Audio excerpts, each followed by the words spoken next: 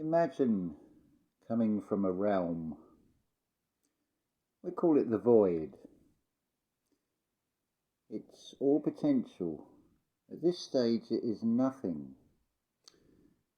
What if we bring that into a Maya, so the black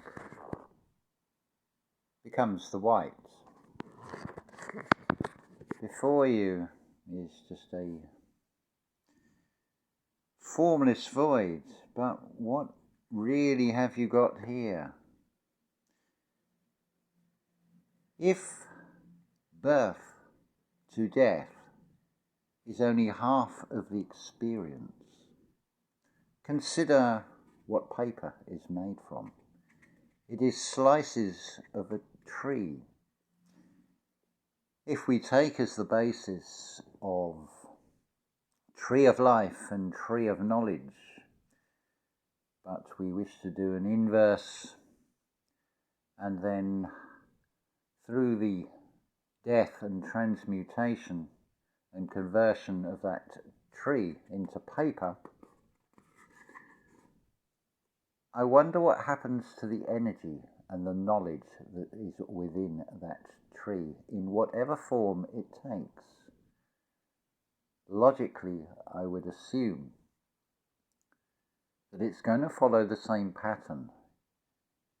If there is birth to death and therefore also death to birth, a mirror of that, that a tree in a form of death, even within this reality, will still contain a knowledge and a life. So, in the beginning was a void, and the hand of God moved across. Well, this is, in this personified form, it is the left hand, because we are going back to the perceived past that is left behind. Interestingly, there was, I believe, a lot of things at one time to stop people being able to write with their left hand, supposed to be in league with the devil or something, and maybe something to do with the wiring of the brain and the hand and eye coordination, and maybe there was some sort of glitch in the matrix in the program that allowed those that were left-handed to operate maybe from the other side of the brain, but all things equaling out in the realm of nature. Definitely, nature adapts, and it will adapt and to a changing environment. So, likewise, it's not to say that just left-handed people are in touch with their spiritual side or in touch with source, whatever you want to call it. It's spreads out equally and balances out anyway. So, see, we have this void, but what is it? Can you see what it is? No, you can't. You need contrast. So we begin by, I don't know, let's start down here. So,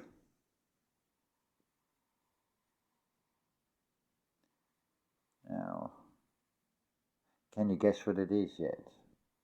Probably not, and it's not going to be a particularly great work of art, but I would like to illustrate a point. We can think of this like a daffodil or any sort of flower really, and you've got the leaves, you see the V, and how they sprout out. It's the cleaved apart. If you think about it, it's expressed as man being formed from the earth, from the clay. Therefore, the physical part is like an earth. It is a soil for a seed. You are the consubstantiality of matter and spirit. So you have a mother material side, and you have a masculine principle, which is the seed, the creation, and the two work together in this reality. So